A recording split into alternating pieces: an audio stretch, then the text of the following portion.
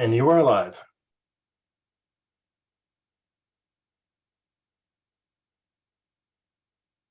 You are live, Mr. Chair. And you're muted. You're...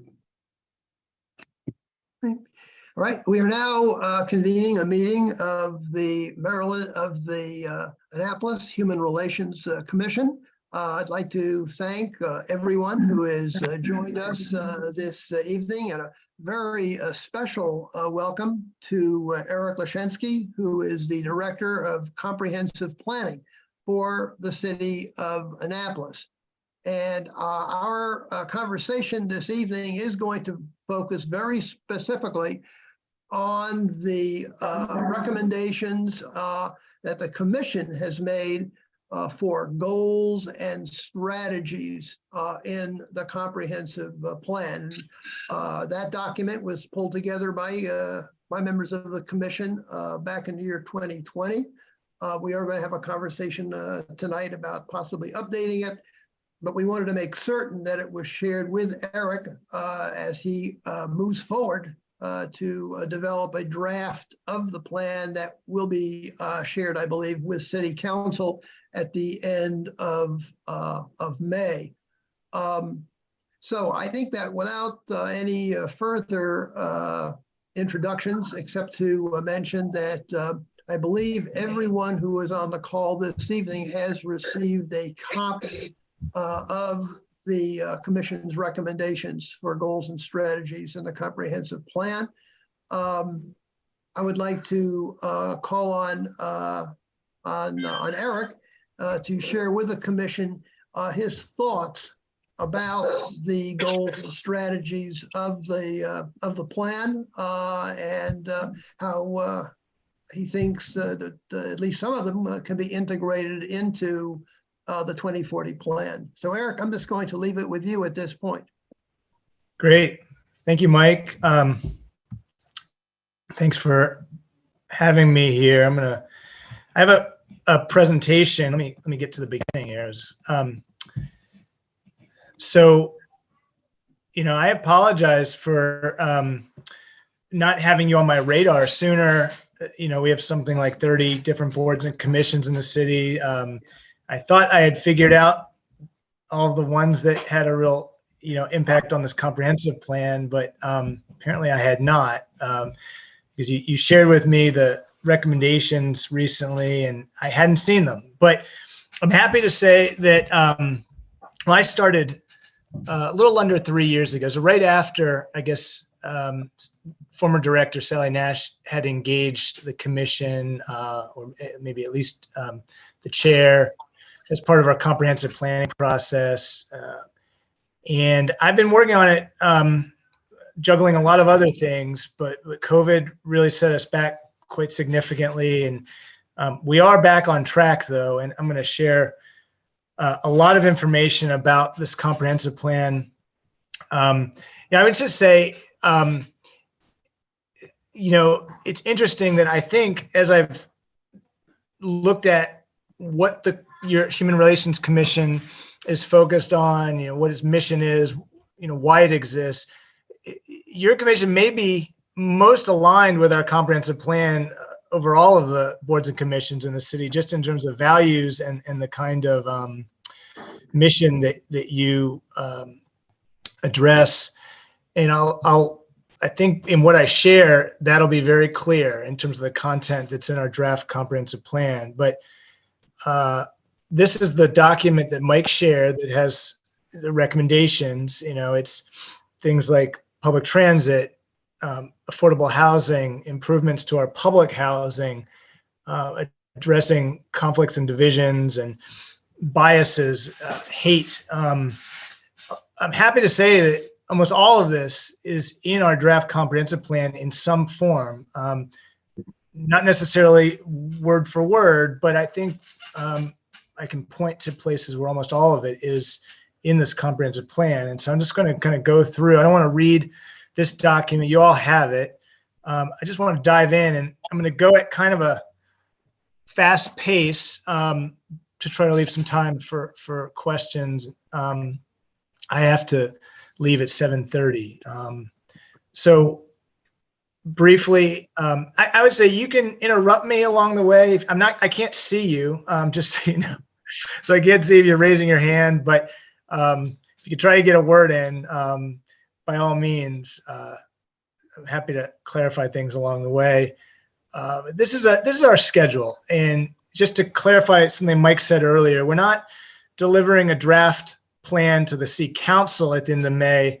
We're delivering it to the Planning Commission, and that's a state of Maryland land use article requirement. It's the Planning Commission that is supposed to shepherd the comprehensive plan to the city council. And so they're the entity, the body that oversees a 60-day comment period that's also state mandated with public hearing and collect the comments. And then ideally in September, we would be able to deliver a draft comprehensive plan with recommendations for how it might need to be tweaked, deliver that to city council, who then starts an adoption process, which could take many more months as these things go. So if we can have an adopted comprehensive plan by the end of this year in December, that would be amazing, but it may not happen. We're not under, I would say, particular pressure to do that, given COVID and the delay in getting census data out. We really should try to, be done with this by the end of 2024, but I would like to be done with it much sooner. But that's really kind of coming from the state. So that's just an overview. And these light blue lines on the bottom, Eastport Choice Neighborhood Transformation Plan, Public Water Access Plan, Military Installation. These are all other studies that are happening kind of concurrent to the comprehensive plan process, and they all provide guidance. In fact, the Choice Neighborhood Transformation Plan is our community-based redevelopment, revitalization plan for Eastport Terrace Harbor House, the largest public housing communities in the city. And I have a slide related to that. So here's our overview of the comprehensive plan. This is the table of contents. You can see it's our tagline is Bridging Barriers, Connecting Communities. I think that's very much aligned with your commission. And a lot of these chapters are coming from the state in terms of required content, municipal growth, land use, housing, transportation. Arts and culture is one that's not. That's something that we think is very important to the city of Annapolis, and we wanted to have a dedicated chapter for that. But a lot of this other structure is coming from the state. What we've done is put a spin on the structure in terms of these three visions for the city: the thriving city, the functional city, and the adaptive city. These are visions these are sort of aspirational and actionable visions that help people understand the kind of city that we're envisioning here with the comprehensive plan. And we grouped these different chapters within those visions. From the very beginning of the comprehensive plan, we lay out these three foundational themes that guide the comprehensive plan: equity, health, resilience. Every single goal, performance metric, recommended action should reinforce at least one of these themes, if not all of them. They're really, I would say, representative of our times. We are more aware of historic inequity, structural racism, institutional racism, than ever before. Historic disinvestment in certain parts of the city. We want to be more cognizant of that and have policies that reflect that awareness. When we talk about health, we're talking about an awareness of a city that shouldn't worsen your life expectancy. It shouldn't, if you decide to walk somewhere rather than drive, you should not be taking your life into your own hands, for example. And then with resilience, a lot of that is frankly driven by climate change and sort of expected continuing weather-related events that are going to cause havoc in our city. We want to be more prepared and able to adapt to those. But it's also about community resilience and having social anchors and other institutions that we can use to be more resilient. So it's kind of an environmental resilience and social resilience built into that. And the imagery in our comp plan like this is very much of the moment. This is image from the Juneteenth Day parade last year, the first in the city's history. You could see the pride flags are still up. These are images that I think are indicative of the times we live in, and we want the comprehensive plan to reflect that. And we want to be able to say this comp plan came out now. It could not have come out 10 years ago. It really reflects where we are as a city today. We want to have a comp plan that is really focused, is mindful of a very broad audience, is really directed towards a broad audience. That's residents, property owners, institutions, people looking to invest in the city, in addition to staff and elected officials and other, regular decision makers. But, we try to give people guidance in this plan. You can see this box here. It says, are you an Annapolis resident? We want people to be able to read this and make sense of it. It shouldn't be jargony. We're going to continue to have to improve on the language as much as we can. The document, has an introduction, overview, but then it gets into demographic trends and trying to understand, where the city is right now in terms of its population. Clearly, COVID had a pretty significant impact on our population, and people had varying degrees of ability to deal with COVID. It shined a light on acute disparities, racial, age, ethnic, and that we want to be cognizant of. We want to acknowledge in this comprehensive plan.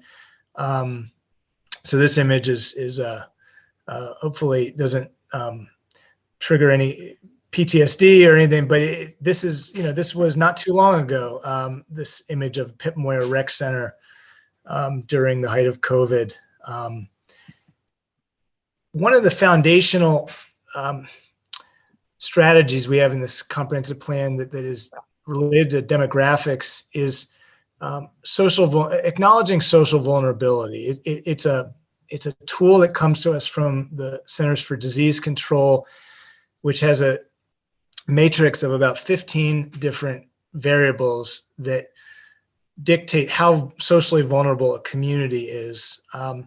We use those vulnerable variables to look at Annapolis. So the map on the right, the darker census tracts, this is based on census tracts. The darker ones are more socially vulnerable communities, and the lighter ones are less. And so you see this dark area around the Clay Street, Old Fourth Ward community. You could see this dark area along Forest Drive and the Parole area. For people who know Annapolis, it should probably align with things we already know, but it gives us a baseline in terms of data to be able to actually align investments towards socially vulnerable communities. That many of these have suffered from, historic disinvestment. This is something you're going to see throughout the document. This is a really interesting map here that speaks to racial community, racial identity in the city, where the light blue dots represent 3 persons of Caucasian identity, white identity, and then the orange are Black, African American. I believe the purple are Hispanic, Latino. I think the blue is Asian identity.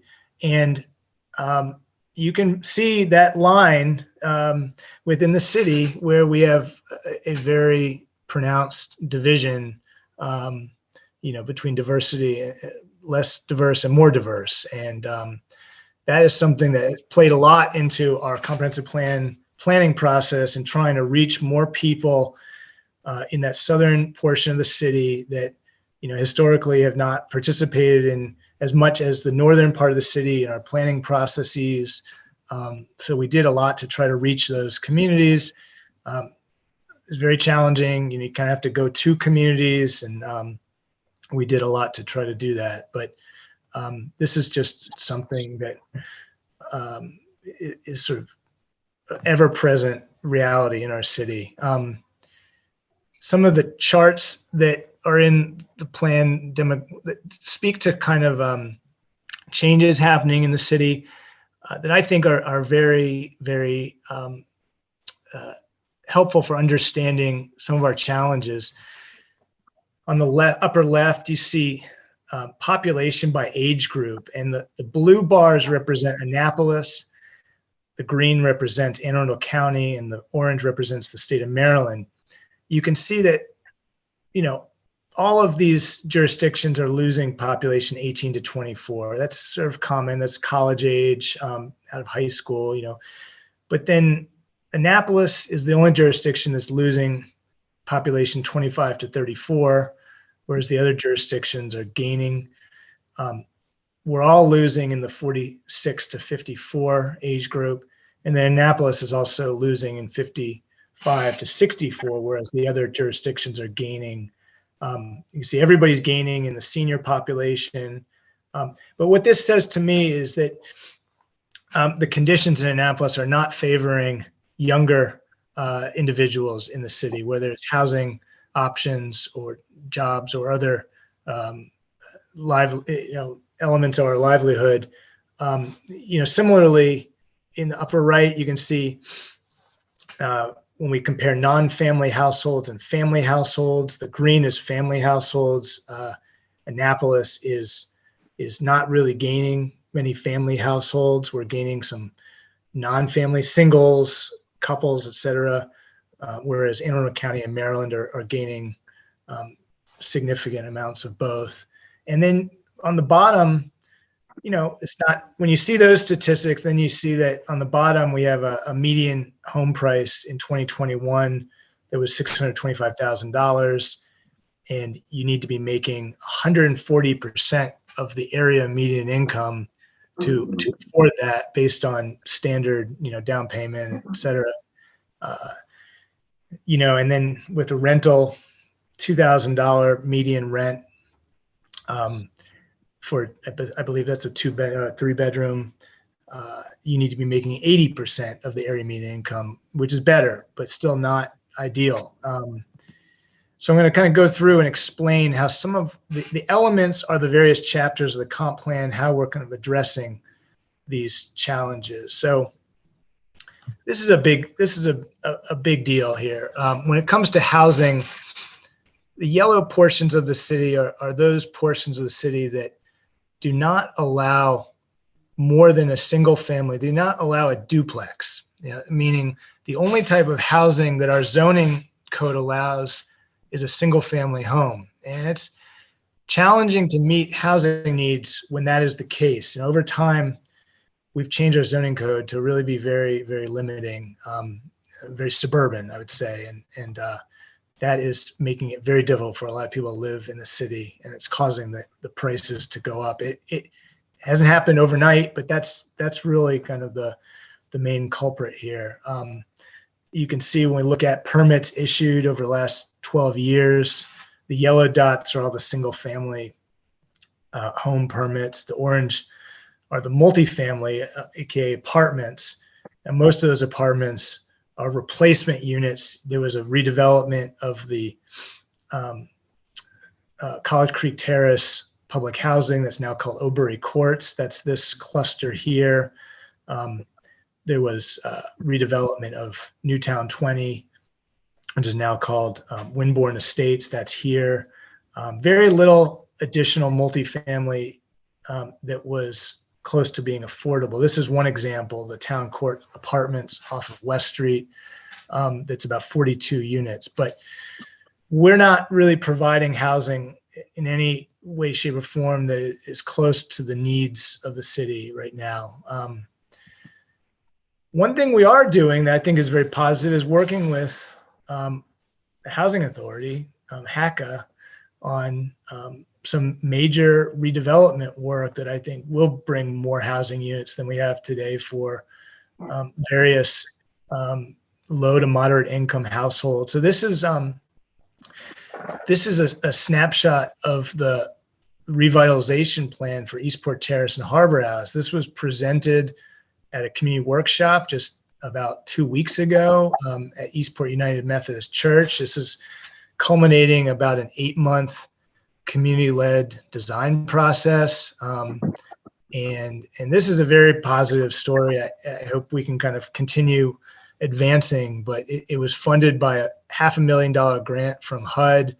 And now we're going to be in competition for about $50 million in implementation funding from HUD. And so this plan represents an increase in the number of units that are there today, but a one-for-one replacement of all of the current units priced for lowest income population in the city, combined with more moderate income units, so that you have a mixed income community. You're not concentrating poverty in one place. We're also reconnecting this neighborhood into the rest of Eastport. There'll be investments in public spaces and streetscapes, the waterfront. I mean, it's really, it will be a dramatic transformation. We just have to see it through. By the way, this is called the Choice Neighborhood Initiative. There's a dedicated website called eastportcni.org, and you can find everything you want to know about this project there. When we talk about housing, housing options, this is a graphic that we see all the time. It's very, very relevant to Annapolis. Missing middle housing. Historically, we produced lots of small apartments in the city, duplexes, triplexes. Our zoning code over time has prevented almost all of those for reasons that would take longer to get into. But we need to produce more of this missing middle housing to really be able to accommodate a diverse population in the city. So even just focusing on this duplexes, the low end of this missing middle, is a challenge. These are all examples of duplexes or triplexes in the city today. And you look at this is Annapolis. I mean, these are housing types that, most people who know Annapolis would associate with Annapolis. And yet most of these housing types would not be possible today. It's sort of a head scratching situation where we've kind of zoned out common sense, small density apartments in the city over time. And we really need to change our zoning code to bring these back.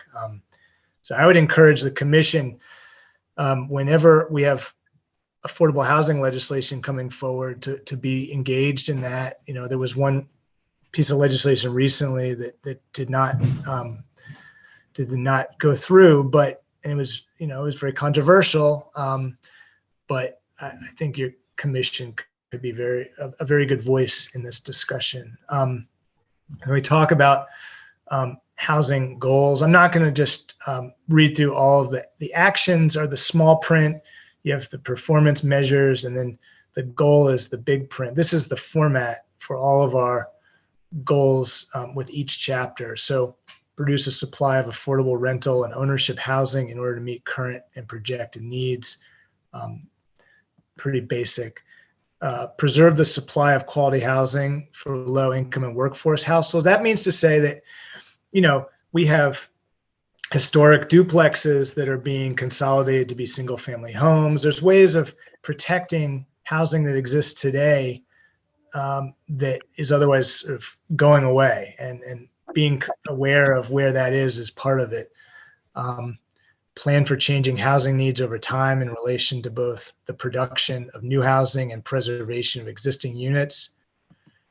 And finally, increase the supply and diversity of housing types and the locations where such housing can be compatibly provided to best facilitate housing that addresses the particular needs of the city's households by, for example, age, income, disability, and household size. Probably need a period somewhere in there, but that gives you a sense of our housing goals are very aggressive, I would say. And it just speaks to the challenge that we're in right now. We've sort of punted on this issue for the last 10 years as a city, and we've gotten ourselves into a real bind. So on the right are just some examples of these modest density increases that would be completely in line with our city character, but are very difficult to build today. We talked about municipal growth. I mean, I encounter a lot of people who think about municipal growth as sort of more development. It's a lot about people too, and we want to be clear about that in this comprehensive plan. And so this, I'm not going to read this passage, but it really is about who gets to live in Annapolis. You know, I mean, if we want to be inclusive and diverse, we need policies that speak to that, and that's growth. You know, the kinds of businesses that choose to be here, and the workers that work in those businesses who might have to commute from long distances because they can't live here because it's too expensive.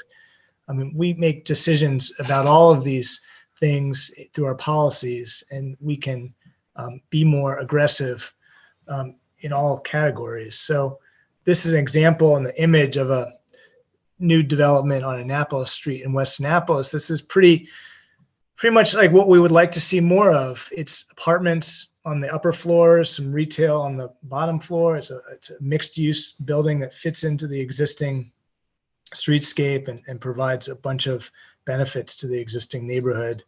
When we talk about economic themes, a big one I think relates to your commission is this idea of inclusive opportunities and providing programs and assistance that can help somebody open a business here, invest in the city from a group that may be underrepresented, you know, and that's something we're going to be trying to be more aggressive about. These others are more general and relating to Annapolis, but I just wanted to highlight the inclusive opportunities. So I'm not going to spend too much time on these municipal growth goals, but this first one's important. I mean, I think I've said a lot already about it, but you know, in terms of growth, we do want to make sure that the people who work here can live here, and it has all kinds of benefits to our environment to have fewer cars on the road. It benefits people's health and livelihoods to be close to where they work and part of the community, et cetera. Let's skip ahead to, we talk about land use, equity and zoning is a national theme that I think is very relevant to Annapolis. This is a guide that my professional organization, the American Planning Association, put out recently with an image of a zoning map from another city.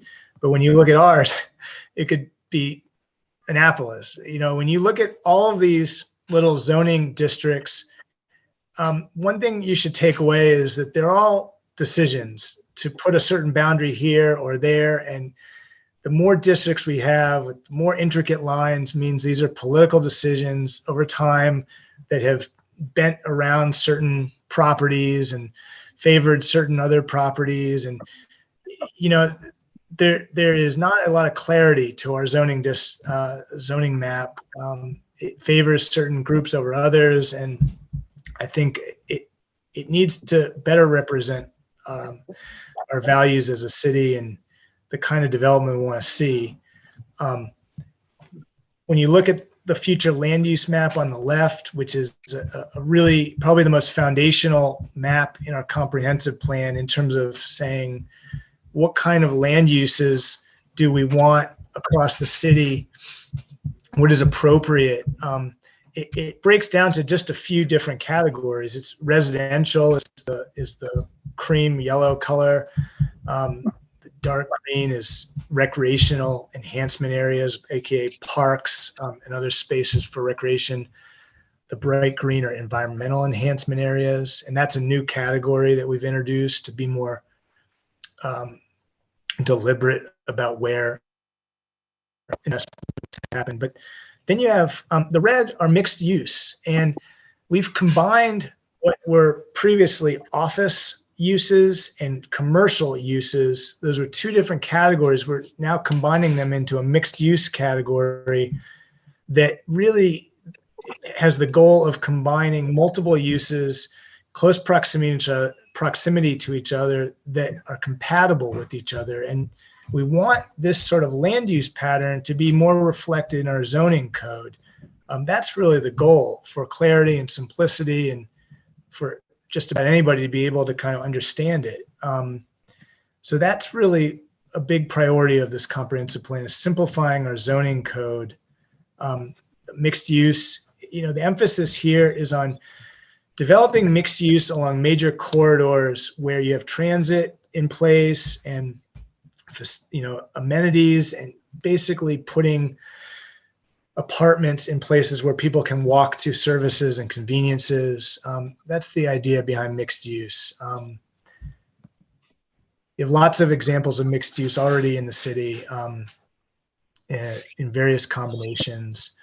I'm going to kind of skip over form-based code. This is one of the strategies that we're looking at to create more of the development that we want to see, that encourages more housing types and retail and conveniences closer where people live. Transportation, is pretty important throughout the comprehensive plan, and it was in your recommendations. So I want to speak to this.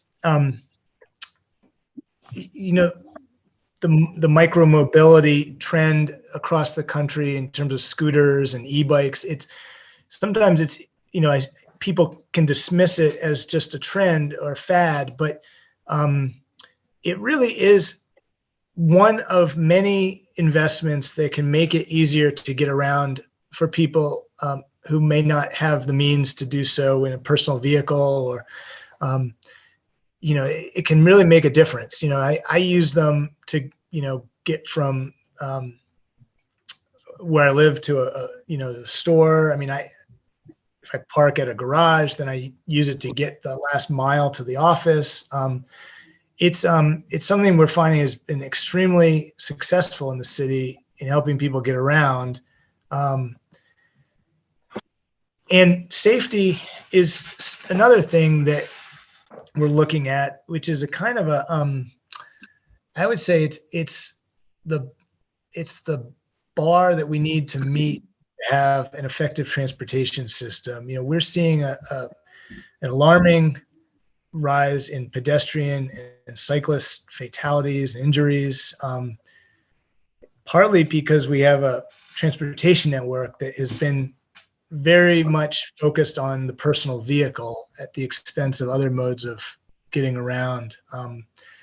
This map on the right shows where all of those crashes happened between 2015 and 2021. So you can see a lot along Forest Drive, a lot on West Street and downtown, our major auto-oriented corridors. One way of addressing this is through a concept called complete streets. And these strategies, they favor diverse population, population that may not have a car, that may have an impediment to getting around, people who choose to walk or cycle, take public transit. Complete streets are a way of equalizing the streetscape to make it safe for everybody, including cars. And there was an improvement done to Chesapeake Avenue recently that was something like this at Burnside Street. Parking policy, again, we have requirements that favor a certain way of getting around over others. Driving a personal vehicle, we have requirements for parking spaces. You go to aging shopping centers in the city, you see a sea of parking that's not really well utilized. I think there's opportunities to change our parking policy to favor, or at least make other modes of transportation just as likely to be used as driving a personal vehicle. So this is something you'll see throughout in several chapters: parking policy, land use, and transportation. Our transit is going to go through some major changes in the coming years. I think it's going to see an electrification of the fleet. It's going to become more responsive. I know that our transit agency, Annapolis Transit, is looking at on-demand service to reach more people and be more nimble. There's a lot of trends happening nationally that we're trying to address here. So I coordinate with our transportation department on this, and this map, uses that social vulnerability data as the background to show that our transit system, it really does reach a lot of the socially vulnerable communities. It's just that maybe the bus doesn't come as frequently, or it's not as predictable, not as reliable. There's lots of things we can do to make the bus system better in the city. And we have lots of recommendations. Sidewalk network, it's kind of the same way. I mean, we have lots of gaps in our sidewalk network that we can address, and we can use that social vulnerability data to be more deliberate in how we invest. You could see along Forest Drive, there's several communities that are lacking in sidewalk connections, and they're also high socially vulnerable communities. So this could really help us target our investments. I'm going to just kind of close with just these transportation goals, just so you can see what this looks like. How are we going to do this and change our mobility policies, shift the mix of mobility investments towards public transit, micromobility, ride sharing, active modes, which means like biking or walking, and support for telework options to double the usage of these modes by 2040. Build a policy environment in Annapolis that is mode neutral, equitable, oriented to safety, and prioritizes connectivity of the city's street, sidewalk, and trail network. Transportation will take a leadership role in creating a greener and healthier Annapolis to sustain the economic, environmental, and societal quality of the city. Finally, expand partnerships with key public and private stakeholders to improve mobility, safety, and connectivity for residents and visitors alike. This is really critical because there's lots of state roads going through Annapolis. Anne Arundel County manages Forest Drive. The city can't do this alone, so we have to work together. But I'm going to skip the community facilities and the arts and culture sections and just basically turn it over to questions. So it's impossible to get through this stuff in any timely way. So I just wanted to open up and. Okay, well, thank you for this presentation, Eric. I think it's very, very enlightening. I'd like to give members of the commission an opportunity to ask any questions that they have, or have any comments or observations about your presentation on the plan, at least in terms of what it looks like now. So, commissioners, anybody have a question? Well, I've got one, and that is, I noticed that in the draft of the plan early on, you talked that there would be public hearings on the plan, Eric. What, at least preliminarily, is the schedule for that, and who will be available and who will be invited to actually attend the various sessions or have the opportunity to do that if they want to provide their views or their organization's views about what ought to be in the plan? Yeah, so I'm working to schedule the kickoff of the public comment period for, it's probably going to be early mid-June. There will be a planning commission date. So they meet every other Thursday. So I'm working with the chair of the planning commission right now to pin down which date that will be. we'll make an announcement about that. That will there will be several planning commission meetings between over the next 60 days, starting with that one where people can go onto the city's website. If you've never filled out a comment form, it's pretty straightforward. We're going to make it clear through our comprehensive plan website how to do that. We'll also have a mechanism for providing comments on the comprehensive plan website. Let me just quickly show you where that is. It's basically, if you go to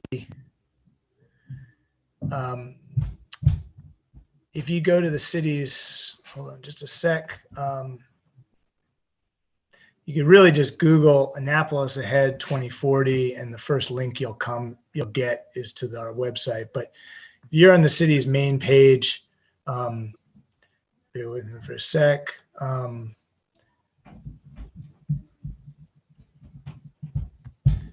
Just wanted to show you. So there's a link right at the bottom of the main landing page of the city website. This says comprehensive plan, and if you click on that, it takes you to our Annapolis at 2040 page, and that's where we're going to provide updates on the process. This is where we're already posting a lot of information about the plan, and we're putting recent presentations. You can see just last week we gave a presentation to the Environmental Commission. We gave recent presentations to City Council, Planning Commission, and so this presentation will go there as well. But this is where you should look for updates, and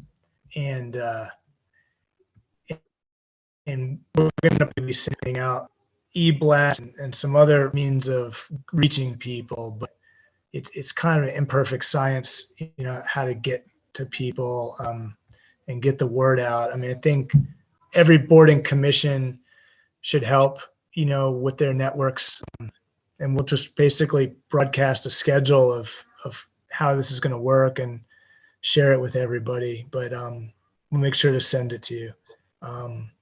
So that's kind of, and I think we're just also going to make ourselves as staff. I head up our comprehensive planning division. I have one staff person. We're going to make ourselves available to every community group that wants a tailored presentation. I mean, I think we want to be as transparent and accessible as possible with this process. So hope that answers your question. Where do you think you're going to start? That's an ambitious plan. Where do you think you would start so that people see something's really happening? Well, we have there's a lot of things that are already in process related to, I didn't get into community facilities, but there's a whole chapter on community facilities that's related to parks and trails and water access. And there is an incredible amount of energy and money being put into improving those things in the city, particularly water access. We've just gone years without really addressing this kind of, the golden egg of the city, I would say, that why people choose to live here, what attracts people here, people visit, we've had diminishing public waterfront, and in our capital budget this year, that you'll see an incredible increase in investment on that. And we've been working on our first public water access plan for the city. That it's hard to believe for a city with 22 miles of waterfront. We've never done a water access plan that kind of prioritizes public water access. So I think those are kind of the tangible things that you're going to see pretty immediately. There's some major trail projects happening. They're going to connect neighborhoods like they haven't been before. We've actually gotten some historic funding from the federal government for those projects.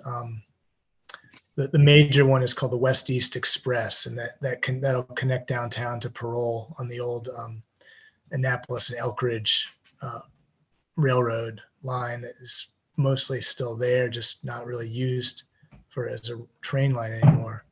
So those are the kind of things that I think you're going to see pretty quickly.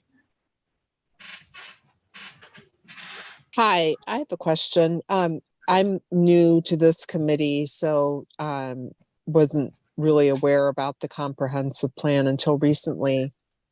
But I'm curious, you said that it's you and you have a staff member, and so I'm wondering, and I know you said go to the webpage, and I will.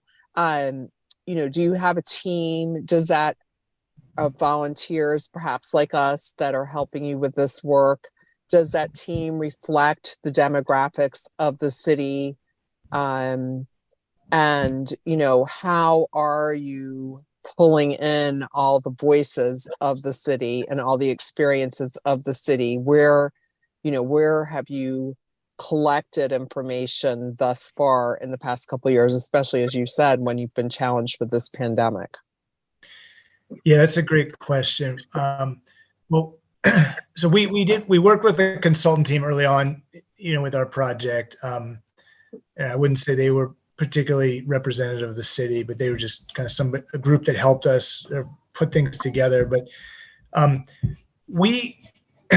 before I came on board, there was a group called the Nitty Gritty Committee that former planning director Sally Nash sort of put together, and that was not actually diverse either. What we've tried to do to make up for this is really just go to every community organization that exists in the city, many boards and commissions, and do a lot of kind of open presentations. We did a lot online during COVID. Unfortunately, in-person stuff came to a halt in 2020, and then it picked back up again in late 21, I believe, but in early 2022. But we've just basically tried to go to communities and be as open as possible. So I just personally, I keep contacts with a lot of different community organizations, business associations, like the South Forest Business Alliance or Association is one, Greater Parole Civic Association, Eastport Civic Association, Ward 1, Residents Association, West Annapolis Residents Community Association. I mean, there are pockets of the city that don't have that kind of representation. And so we've tried to find ways around that. And, it's also, we released draft goals and actions in summer of 2021 and got about 200 comments to that. We've had a bunch of surveys during the process where we've collected input on different questions. And there were a few task forces also that were on specific issues that were formed by city council, and then we engaged with those groups as well. So it's been a real checkerboard, I guess, of outreach, and it's hard to summarize easily, but we've been just trying to get out to as many communities as possible, I would say.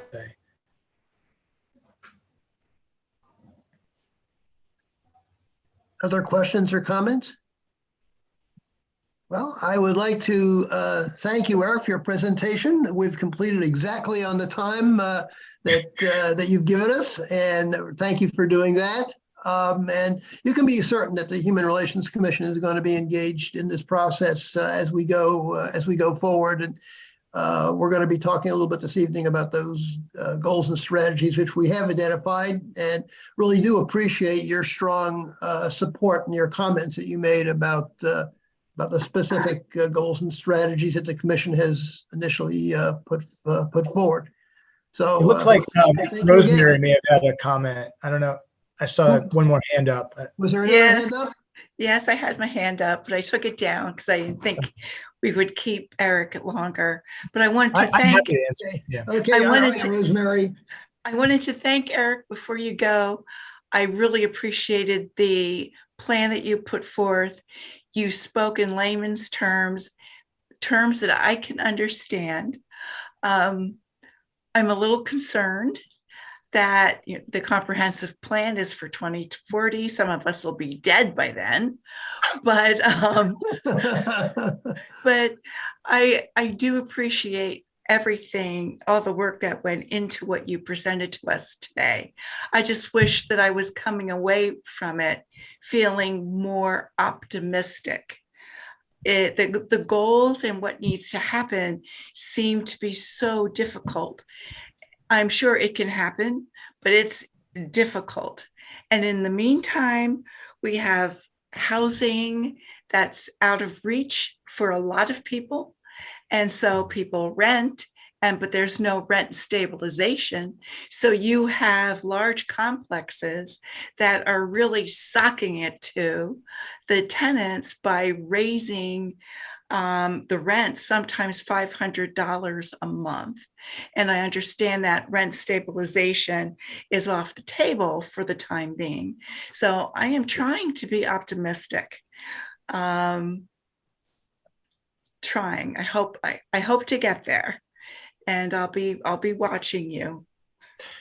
Yeah, I understand your concerns. I mean, I think I'm going to send you the presentation. I'm going to email it to Mike and he can circulate it, because I think when you look at the actions that are associated with those goals, there's a range of stuff in there. Some are going to be much more actionable in the short term, and others are more long term.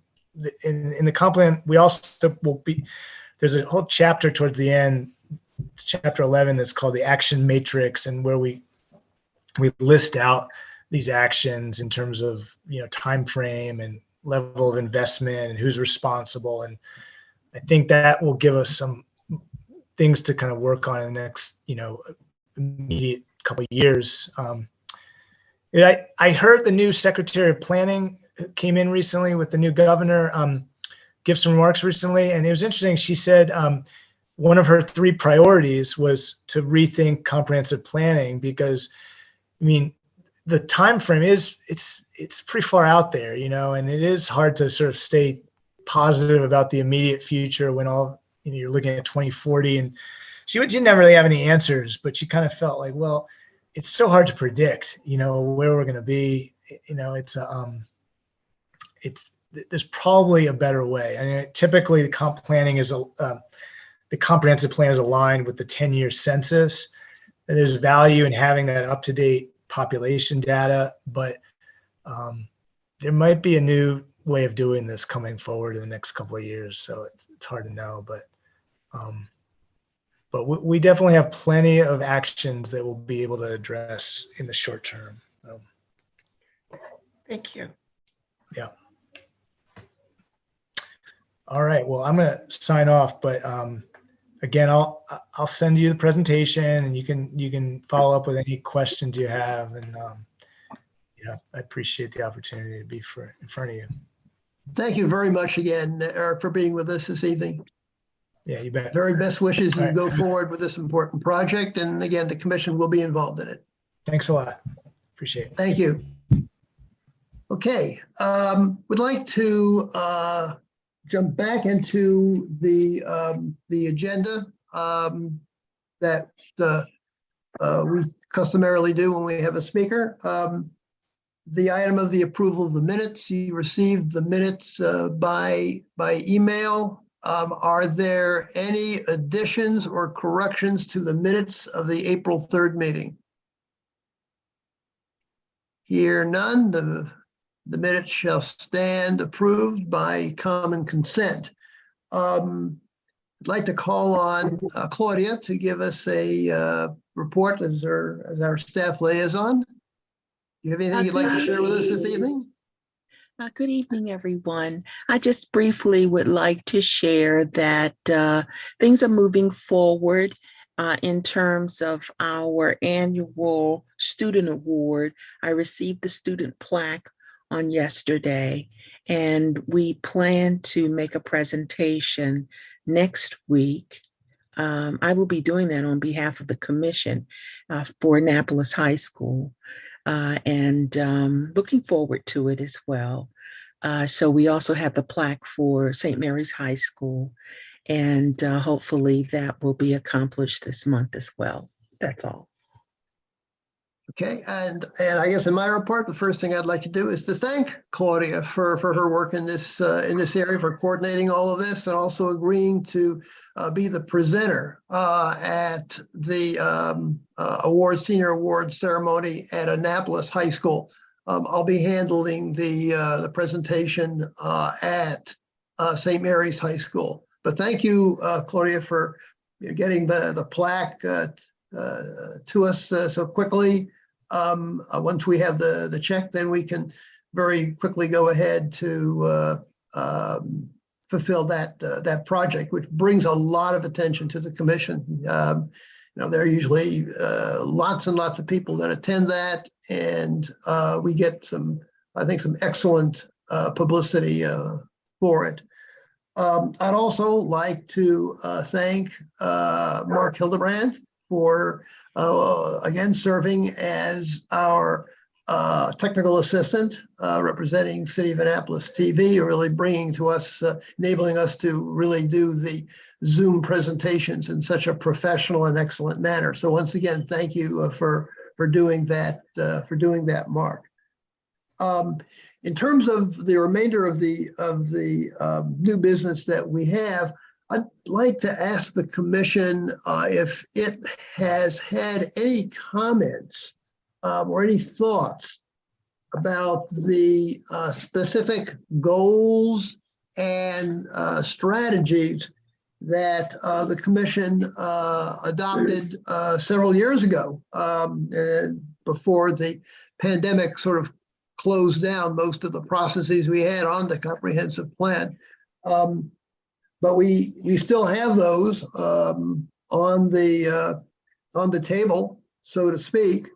And were there any comments? Did anyone have any comments about the suggested goals and strategies for the comprehensive plan that the commission adopted a couple of years ago, 3 years ago, about that period of time? Would you like me to just to sort of summarize them for you very, very quickly?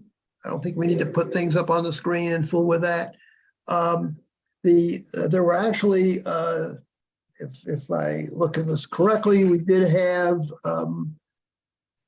1, 2, 3, 4, 5 goals. The first goal was to employ public transportation as a way to manage traffic congestion, reduce car dependency, support lower income residents, support senior citizens, and connect more fully regional public transit systems such as MTA and DC Metro. And some of the specific strategies were expand the availability of Annapolis Transit on weekends and weekday evenings, expand Annapolis Transit bus routes to include all city wards, make the bus system more user-friendly by increasing the number of bus shelters and signs showing routes, establish better coordination between the city and county bus services, including acceptance of passes, provide dependable bus service between Annapolis and the DC Metro, and require new development to help pay for Annapolis Transit. Any thoughts or suggestions related to this? We can update these. These were written back in 2020. We can include things, we can take things out. And I hope ultimately we'll have a chance to make presentations about our goals and strategies to the respective bodies that ultimately are identified as to their involvement with actually implementing the plan. Any thoughts about any of those? Okay. Hey, Mike, I Yeah. actually just overall, I kind of have the same question that I previously had, and that was, how did you all come up with all of these ideas? Had you done anything with the public and asking these ideas? Where did they come from? Who came up with the ideas? Um, and how did you try to get a variety of answers on what you felt like should be in the strategic plan? How did it come up at one of the presentations that Sally Nash, who was at that point Director of Planning and Zoning, and she was personally spearheading the planning process. She had a couple of meetings which involved the boards and commissions of the city. And she said, I would like every single board and commission in the city to work up a set of strategies and goals. And we will use those in implementing and in developing the plan. And so the commission basically sat down and we had a meeting. And I remember sort of presenting putting together sort of a draft of it. But after we had that meeting, that draft was really beefed up. People were, really interested in expanding some things and adding some things. And so I followed pretty much what the commissioner said and wrote it up, and that became our suggestion. Those were actually turned over to Sally Nash and sent to her for use in the plan. And then the pandemic hit. And so you can just fast forward today, where we are with this. So the question is, where did we get these from? Well, there were the suggestions that we drew from our own backgrounds and experiences. Since this was a document that was going to go to a third party, I don't think we felt a need to have hearings on it or anything like that. We saw our goal as meeting the needs of zoning and planning, since they were, involved heavily in this planning process. And the comments that I've received and were stated tonight by Eric is he said he thought that what we had were really impressive and deserved to be in the plan in one form or another. Does that address your question, Linda? Yes, I was just curious about the history of it. And honestly, I was really shocked to hear him say this evening that he didn't even really know about this commission, and definitely, could hear how much the ball got dropped and probably, I guess, onboarding him and not getting him out into meeting everybody, which, again, I'm sure was hindered by a pandemic. So I was just kind of curious how it all came together and then what happened there, because it seemed like somebody was soliciting for ideas and then the person who now is responsible for this did not get them. And I do not know how many other boards and commissions responded. It would not shock me to find that only a small number of the 60 boards and commissions in the city actually submitted strategies and goals. So I don't know, but I would think that to the extent that they were collected over the 3-year period between the time they originally asked for and where things are now with a new chief of comprehensive planning, it definitely everything could have just fallen away. But I did keep these around because I said, well, we're ultimately going to use them sometime. And sure enough, they've come to be very, very helpful now. The second goal that we had was support and empower public housing residents and improve public housing properties. And the strategies were: 1, take action on the housing complexes that are in need of regular and/or replacement. Develop programs that address the social tensions that are playing out in the public housing communities. Continue to support the efforts of HACA to reinvest public housing, to include redevelopment of complexes, shared public and private ownership models, and a transition to private property management.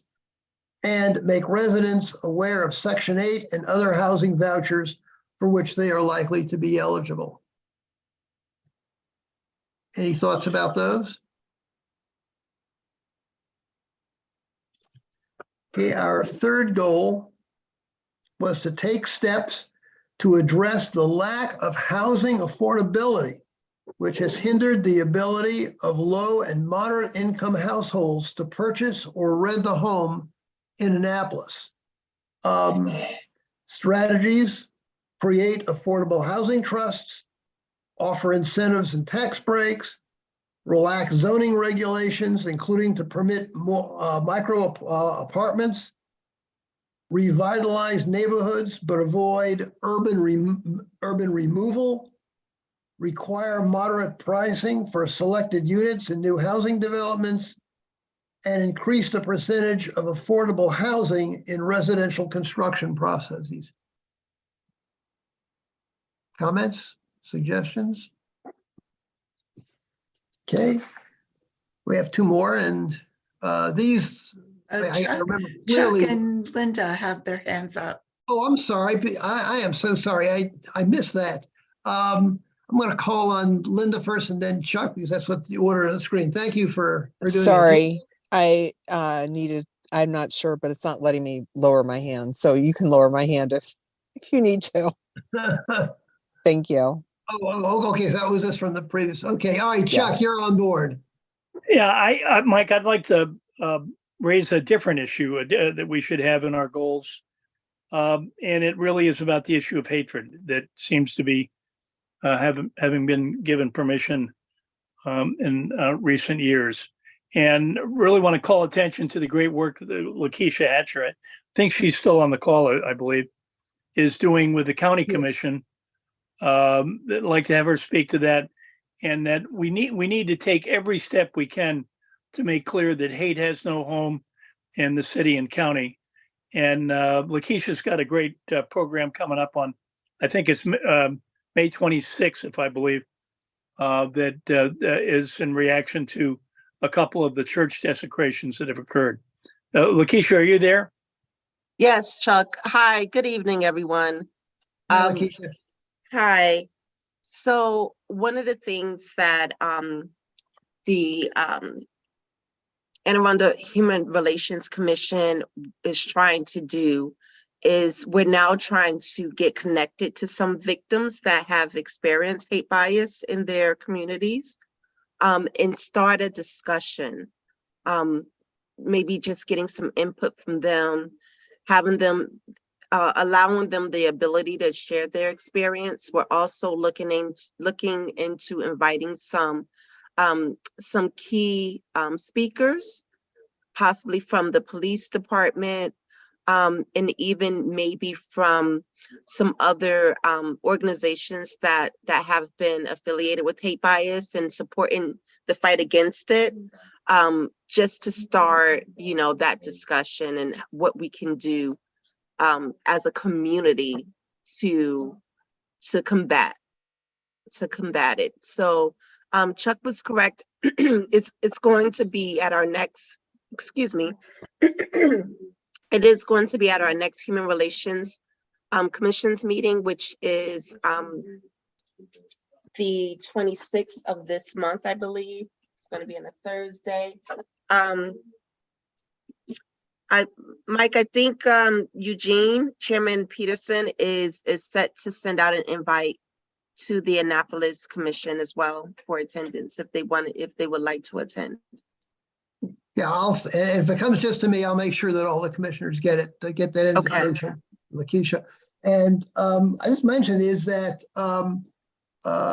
your comments, Chuck, were very, very timely because the next goal, the next two goals were things that I remember clearly that you basically formulated. One goal was to take steps to make Annapolis a hate-free city. And again, this was written 3 years ago. Here are the strategies. Expand implicit bias and cultural competency programs in schools located in the city and in city agencies with which there is interaction with the public, notably law enforcement. 2, put in place police recruitment procedures that screen out biased candidates. 3, increase recruitment of HACA residents for employment with the city consistent with an assessment, audit, or examination. 4, officially designate Annapolis as a hate-free city. 5, reach out to groups in the city that are most vulnerable to hate group activities, specifically African Americans, Latinos, Muslims, Jews, LGBTQ plus persons, to identify concrete steps that can assist them. How about Back to the Future? It's just as timely now as it was 3 years ago. And again, I give credit to Chuck because I remember him making these suggestions. Well, I give credit to Lakeisha for doing something about it, but at the next meeting. Well, I Oh, think we will give credit to both of, to each other. It's a collaboration, Chuck. Yeah. Okay. Are there comments about this? Other comments? Well, the last goal was, it's again related to this, is deal with the symptoms and causes of social divisions and tensions that exist among communities. I remember Chuck played an important role on this. The strategies were: 1, increase opportunities for different communities within Annapolis to interact via diversity programs in schools, all city sports teams, all city cultural programs and community events. 2, encourage dialogue projects between the residents of the city's public housing complexes and adjacent civic and neighborhood organizations and associations. And that has been done in a number of cases, specifically the Eastport Civic Association has done that, as has St. John's College with residents who lives in Bloomsbury Square. And then finally, develop an action plan that addresses specifically the societal tensions that play out in the public housing communities. Any thoughts about that one? Well, it's not really limited just to the public housing communities. Certainly, as Lakeisha probably indicated, the two, there's been a rise in anti-Semitism in terms of synagogues and other churches as well. So I would not limit it just to public, although we obviously should raise the issue of public housing as well. Okay, well, let's make a note here to adopt some changes in that. Are members of the commission comfortable with our going forward when they have public hearings and other avenues that we can promote these goals and strategies, specifically via the web that Eric talked about?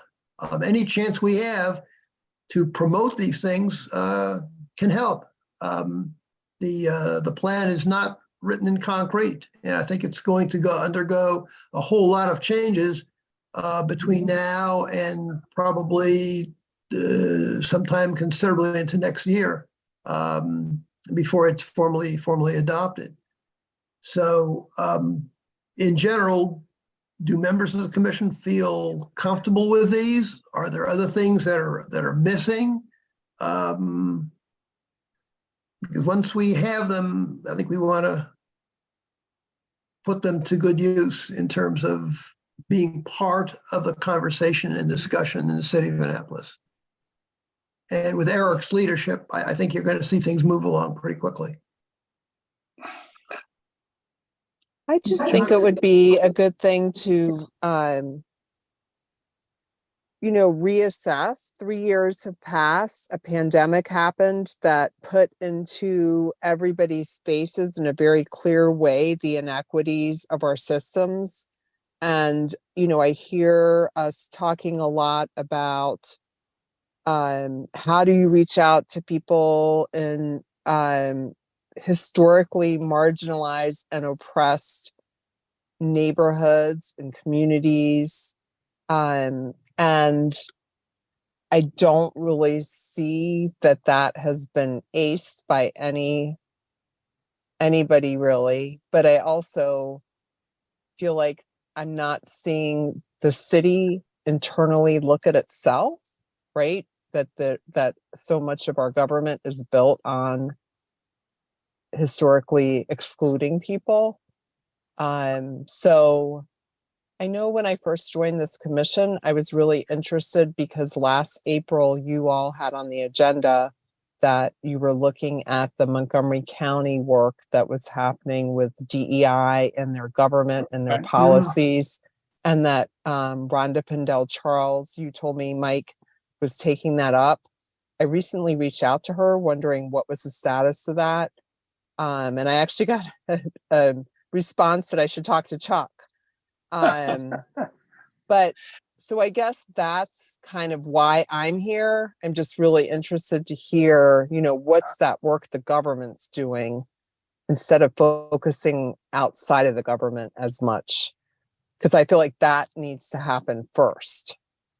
That's the change I would like to see. And I'm not hearing a whole lot of that. Well, I know that was a lot. well, I agree. This is Chuck. I agree with you. I have had a number of extended discussions with Alderwoman Pindell Charles, and be glad to talk more about that. But the Montgomery County provision, and I've got to catch. She and I have been working on other things, but that is a particularly interesting one where essentially it's like an environmental impact statement. They make a diversity impact statement on key actions by the county council, which I think would be the kind of thing we ought to look into. And matter of fact, I'd welcome your participation in that, Linda.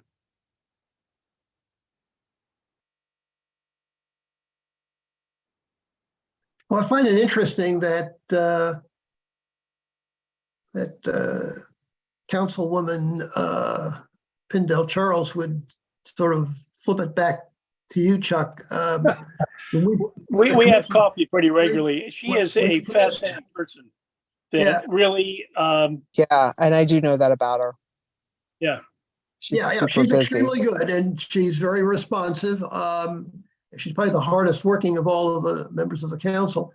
But we specifically raised this issue. I remember sending, if I've still got it, a detailed email message to all members of city council mentioning the initiative taken in Montgomery County, and whether this is something that we could look at it in the city of Annapolis. The first response I got was back from her, and she said, "I'm working on this right now with the Office of Law."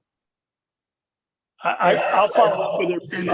And the next email I got was from Alderman Dewan Gay, who said, "Oh, I'm glad to hear someone's doing something like that. So I'll just jump on board and work with Alderwoman Pindell Charles." Now, I haven't seen that legislation coming forth yet. So at the same time, as a commission, we have to be a little careful about treading on the territory of members of a city council. So I think it might be good to sort of ask where that is and whether this is, there's need for help, because we can easily revive that. Yeah, Mike, I'll follow up with her and report back, and she would welcome participation by the commission. Okay, well, if she says that, then we can take a really close look at that proposal and see how we can possibly work with the mayor's office in making it a legislative item. But I would want to get clearance that this is something that both Alderwoman Pindell Charles as well as Alderman Gay supported. I wouldn't want to bring something to council and they say, well, this is our area. So I think this is something I think that was a good idea, and it was a good idea when we proposed it. And maybe it would be a good addition to the list of goals and strategies we have. We can put that under either of the last two. I'd agree with that, Mike. So we can support the efforts of City Council to consider diversity impact statements to major actions that it takes.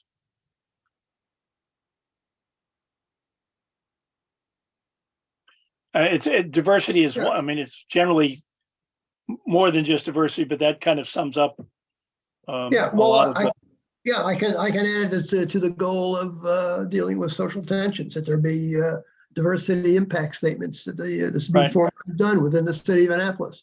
We'll add that add that as a goal to it.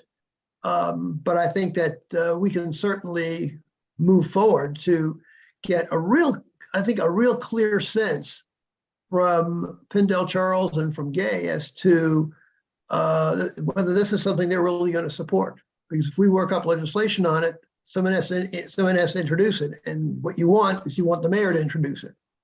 And then you want to have members of council who are speaking in support of it. And hopefully as many as you can get. Maybe if you get 5 or more, then guess what? You just passed the bill because you got a majority of council. So I guess my ultimate response back to Linda is I fully agree with the direction that you suggested. And I think this is something that we definitely should look at. And I might mention as well is that other parties that have to be brought in, this is the Office of Law. They could take a close look at what was done in Montgomery County and to the extent to which that would be appropriate for the city of Annapolis. So I think it's essential that the Office of Law would be a partner in this as well. I think the first step is, though, Chuck, to get clearance from Pindell Charles, and if this is something she would like the commission to undertake as a major project, we can do that. That was our desire when this was first proposed. And we only stepped back because you had members of the council that seemed to want to take leadership with it. But if they don't, then I think we can provide that leadership. And just to add to what Linda said, I think it'd be good. That might be a good topic to have some outreach to marginalized communities to get their views on such an action. Mm-hmm. Yeah, I agree. Okay, is there any other items or any other things you'd like to converse on this general topic? One thing that I am going to do, and I pledge to do, is to keep a close eye on the city's website to identify the timelines and the schedules for hearings and other opportunities for sharing our thoughts. The more frequently we do this, the more likely it is we're likely to see this in the plan. And Eric told me this. I think I shared it with the commission in I think the last message I sent out about this. He said the first 3 goals, he said, we're right with you on that. The items related to transportation, public housing, and affordable housing. He says 100%, we're behind you. He said the other 2, dealing with social tensions and becoming a hate-free city. He said, we didn't really think too much about that, but they're great ideas, really, really good ideas. We need to have them in the plan. So it's those latter 2 goals that we may have to make the greatest effort for. And in listening to his presentation tonight, I didn't hear much of that. And so if that's going to be added, I think it's going to take some community efforts. And there's lots of organizations that can help with that and can be part of that. But I think the Human Relations Commission of the city would be one of the principal instruments for working on this. Okay. Mike, and just to pick up on what Rosemary said, I mean, I love all the talk about planning and all the talk about discussion, but the fact is that the council has kicked the can down the road since 2009 on affordable housing. Mm-hmm. It was in the 2009 plan and nothing happened. Yeah, and basically what the council did was to basically postpone any legislation on this and make it part of the comprehensive plan and basically deferred and delayed it. And it was a split vote on council, a 5-4 vote. But there are 4 members of council who feel very strongly about this issue, and including the mayor. well, including the mayor. And so I think clearly as a majority of the council wanted to say, let's go a little slower on this. Let's make this an instrument of the plan. And I think that's what it's going to happen. But I think what you want to watch for is to make sure it doesn't disappear completely. The interesting point, though, is that most of the community groups that I think caused it to sort of be sidelined didn't come out publicly and say, well, we're just against this and just completely against it. They all wanted to alter it in certain ways, and they wanted a go slow kind of approach. And I think this is one of those cases where it might serve the public to have more conversation about this, especially given the strong views that are held by a lot of the civic associations. I know Eastport Civic Association has basically said that unless it's changed, we oppose it outright. And the Parole Civic Association, same thing. That's why you didn't get the votes from Alderman Arnett or Alderwoman Pindell Charles. Oh, but the difference is that in Alderman Pindell Charles's ward, they really have done a number of steps since 2009. They've actually gotten more low-income housing going than any other council district in the city. Mm-hmm.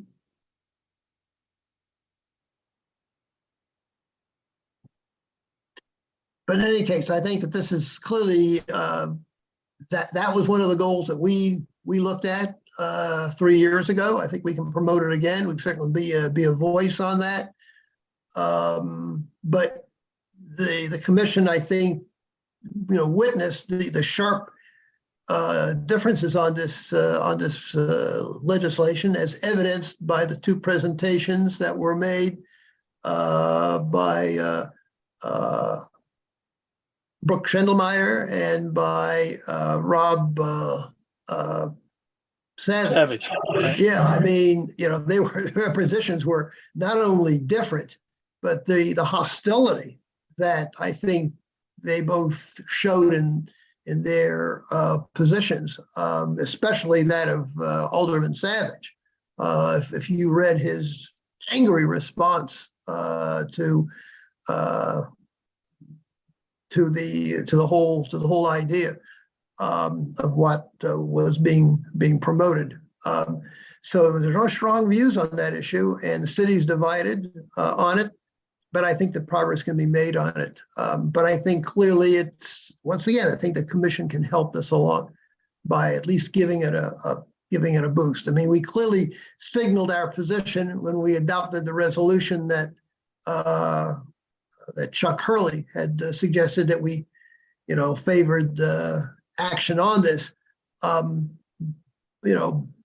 But I think it's going to take a much more aggressive approach by the commission on this. And, we didn't indicate, we made it really clear that we didn't, take a position of on the legislation 2040. We didn't say we supported it. We didn't say we opposed it. We just indicated we thought there would be a lot more progress needed in the whole area of public of affordable housing. And I think that was deliberately done because we simply didn't want to get caught in the middle of a crossfire between these 2 factions on city council. But once again, as we move through the comprehensive plan, this be the instrument that we can use to try to make some progress in this. Okay, any other thoughts or comments? Okay, I think we've got a lot of ideas in terms of how to go. I think that we can use the comprehensive plan as a vehicle for achieving a lot of the things that we want to see happen. We have just one other item on the agenda tonight, and that's the reports from the Human Relations Commission of Anne Arundel County, and Lakeisha has actually given us that report earlier. And I'll certainly, once I receive the invitation from Eugene Peterson, I'll make sure it's shared with all of the commissioners if it's not otherwise done so. We also had our representative this evening from the Maryland Commission on Civil Rights. I'm not sure if she's still with us. Is she still there?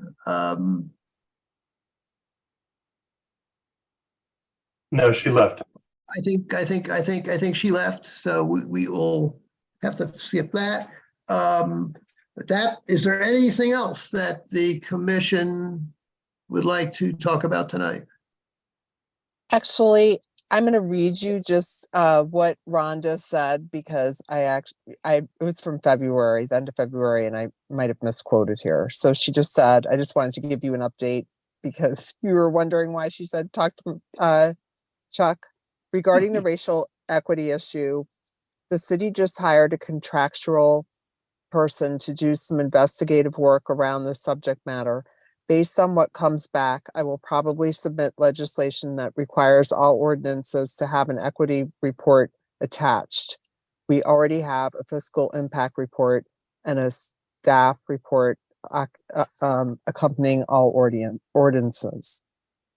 And then she just said that she'd met with Chuck about several different topics and that I could talk to him more about it. So, but anyhow, so that was a little bit of an update and I'll forward that to you. Oh, that's very important. I mean, Yeah, so sorry about that. I'm glad you mentioned that. Yes. Because that shows that she is providing the leadership that's needed. All we have to do is basically follow her. I didn't know that it's the first time I knew that they had hired a consultant to do this. So, and she has said that she'll introduce legislation on diversity statements. So And- Mike, just to clarify, and that we can- position is not a consultant. That Okay. position is on the payroll. Okay, they're hiring an employee then to do it. Yeah. Where is that employee? Is that an employee of the council or? of So city that government? employee is assigned to the mayor's office and works directly with the city's constituent services Oh, okay. person. Ombudsperson.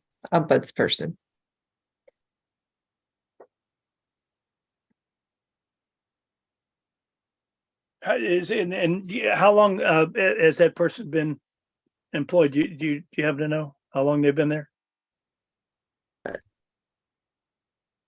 So that's a fairly recent hire. Okay, Probably within the last month and a half. okay. I If may I'm, try to, if I'm remembering that correctly. do you have a name, Tricia, or? I knew you were going to ask me that. And I wish I could pull it out of my head right Okay. now, but I'll send that to Mike. so he can- I'll call Rhonda. Yeah. Yeah. Or you could call the mayor's office and talk to Hillary Raftovich because that person works directly with her. Okay. And so that person is like the DEI person? Is that what their background is? Is that what you're saying? Yes. Is it related? Okay. Oh, Yeah. good to know. Mhm. Yeah, if the person wanted the assistance of the commission, if the person, so what we could say, we could simply offer that assistance if they need any help. I think I'm very glad you brought that to our attention, Linda. That's really important, that we know that. So this is something that we can promote in terms of the comprehensive plan, see if we could put something like that into the comprehensive plan. And the fact there'll be employee working on it, that's a real plus. Okay, if there's no other business to be conducted by the commission this evening, I would like to wish everyone a good evening, and I look forward to working with you as we move forward in all the various areas that we've been working and now working to make sure that some of the goals that we're really interested in seeing happen in the city are actually adopted in the comprehensive plan. So thank you all again.